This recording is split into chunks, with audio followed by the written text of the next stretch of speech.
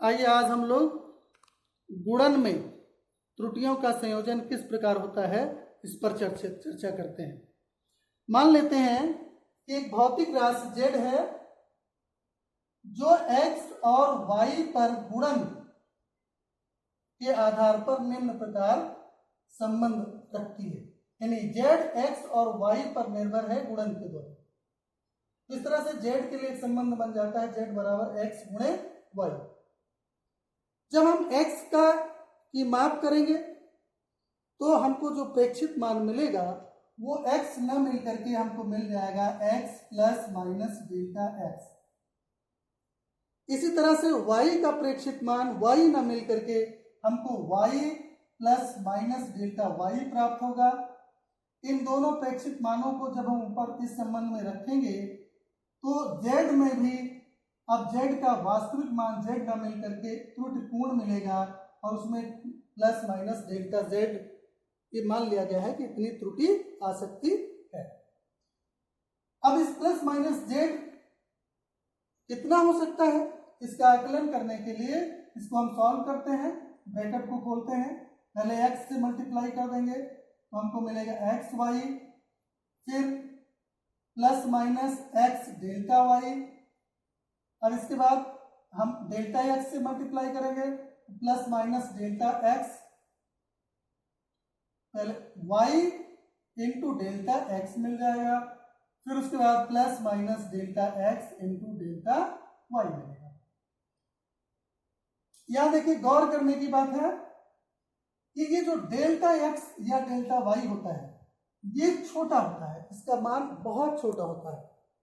सामान्य रूप में ये मापक यंत्रों की अल्पतमांक के बराबर होता है, इसलिए जब कभी भी हम एक डेल्टा एक्स और डेल्टा वाई का गुणन करेंगे तो गुणन करने पर delta x into delta y ये टेंड्स टू 0 हो जाता है, यानी delta x into delta y को अन्य राशियों के सापेक्ष हम नगण्य मान सकते हैं।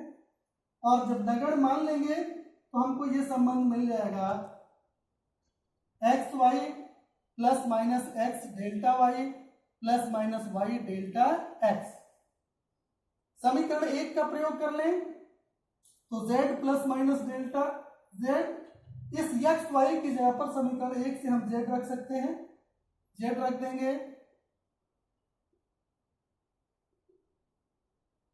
z से z कैंसिल हो जाएगा, plus minus delta z is equal to हो गया x plus minus x into delta y plus minus y into delta x।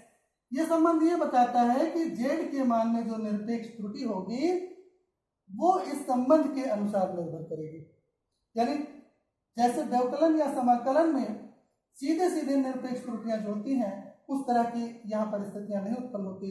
यहाँ पर निरपेक्ष त्रुटियां सीधे सीधे नहीं जुड़ती हैं गुणन की प्रक्रिया में। लेकिन यदि हम इसको z से डिवाइड कर दें, दोनों पक्षों को z से डिवाइड कर दें और इधर प्लस माइनस को भी कॉमन ले लें तो यहां भी z हो जाएगा और यहां भी z दूसरे पद में हो जाएगा। ये प्लस माइनस साइन हट जाएगा दोनों तरफ तो delta z upon z is equal to हो जाएगा। यहां देखिए ब्रैकेट के अंदर जहां डिनोमिनेटर में z है, हर में z है, उस z की जगह पर हम एक्स वाई रखते हैं समीकरण 1 से, इस जगह पर तो हमें मिलेगा x इंटू डेल्टा वाई अपान x इंटू वाई प्लस इसी तरह से दूसरे पद में मिल जाएगा y इंटू डेल्टा एक्स अपान x इंटू वाई। यहाँ y से y कैंसिल हो जाएगा, x से x कैंसिल हो जाएगा, हमको मिल गया delta z upon z is equal to delta y upon y plus delta x upon x. या इसी को रीअरेंज कर दें तो z upon z is equal to हो गया delta x upon x plus delta y upon y. ठीक, ये जो संबंध है ये बताता है कि गुणन की प्रक्रिया में निरपेक्ष त्रुटियां सीधे सीधे नहीं जुड़ती हैं बल्कि भिन्नात्मक त्रुटियां आपस में सीधे सीधे जुड़ करके परिणाम में भिन्नात्मक त्रुटि उत्पन्न करती है। इसके बाद हम भाग में त्रुटि देखते हैं, विभाजन में त्रुटि, विभाजन की प्रक्रिया में त्रुटि। विभाजन की प्रक्रिया में जो त्रुटि है वो गणित जैसे गुणन, गणित में गुणन जैसी संक्रिया पर ही आधारित कैलकुलेशन से निकलती है। इसके लिए भी जैसे गुणन में माना जाता है उसी तरह से विभाजन में भी मान लिया जाए कि एक जेड भौतिक राशि है जो x और y पर निम्न प्रकार निर्भर है, यानी z बराबर x बटे y है। इसको हमने समीकरण 1 नाम दे दिया। फिर x और y की माप की गई तो इसमें त्रुटिपूर्ण हमको मान मिला, हमने उन दोनों मानों को रख दिया और रखने के बाद देखा कि जो परिणाम है उसमें भी त्रुटि प्लस माइनस डेल्टा z शामिल हो गई। इसके लिए सॉल्व करने के लिए यहाँ पर क्या है, हम जो हर है नीचे राशि है, भिन्न में जो हर राशि है इसको हम ऊपर ले जाएं, ऊपर ले जाएंगे तो नीचे एक घात बनती है, इसलिए ऊपर जा करके इसका इनवर्स हो जाएगा, व्युत्क्रम हो जाएगा, -1 घात हो जाएगी। अब यहां से x को कॉमन ले लें तो ये 1 plus minus delta x upon x हो जाएगा।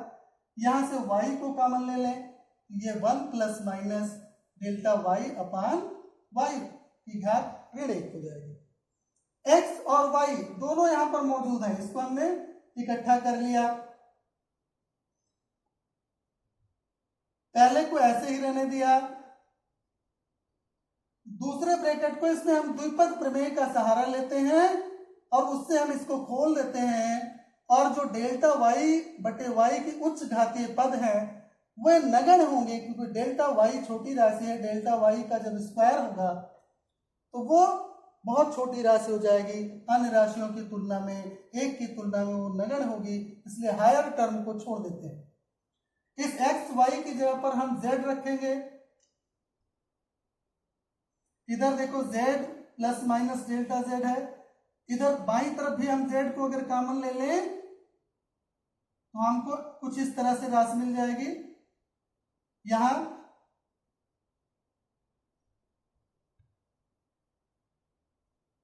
बराबर अन्य राशियां, जरा इन दोनों ब्रैकेटों को खोल देते हैं। एक plus minus delta y upon y, फिर इससे खोल देते हैं plus minus delta x upon x, फिर इन दोनों का गुणा करते हैं plus minus delta x upon x into delta y upon y हो जाता है। z से z कैंसिल हो जाएगा। यहां फिर से देखो डेल्टा x गुणे डेल्टा y आ गया। डेल्टा x और डेल्टा y दोनों अलग अलग बहुत छोटी राशियां हैं, एक की तुलना में बहुत छोटी होती हैं, इसलिए इनका गुणनफल अन्य पदों की तुलना में नगण्य हो जाएगा। तो ये delta x delta y tends to 0, इस लिहाज से हम अन्य पदों की तुलना में इसको नगण्य मान लेंगे। तो ये जो चौथा टर्म है ब्रैकेट के अंदर ये नगण्य हो जाएगा, छोड़ दिया जाएगा। ऐसी स्थिति में हमको जो संबंध मिलेगा वो 1 plus minus delta z upon z is equal to 1 plus minus delta y upon y plus minus delta x upon x प्राप्त हो जाएगा। ये एक इस एक से कैंसिल हो जाएगा। फिर से हमको plus minus delta z upon z is equal to plus minus, जरा इसको रीअरेंज कर लें तो delta x upon x plus minus delta y upon y मिल जाएगा। प्लस माइनस साइन को हटा दें अगर तो delta z upon z is equal to delta x upon x plus delta y upon y मिल जाता है। इसमें भी आप देखिए जिस तरह से गुणन की प्रक्रिया में भिन्नात्मक त्रुटियां आपस में मिल करके रिजल्ट में भिन्नात्मक त्रुटि के रूप में प्राप्त होती हैं, उसी तरह से भाग की क्रिया में भी भिन्नात्मक त्रुटियां आपस में जुड़ करके परिणाम में भिन्नात्मक त्रुटि उत्पन्न करती है।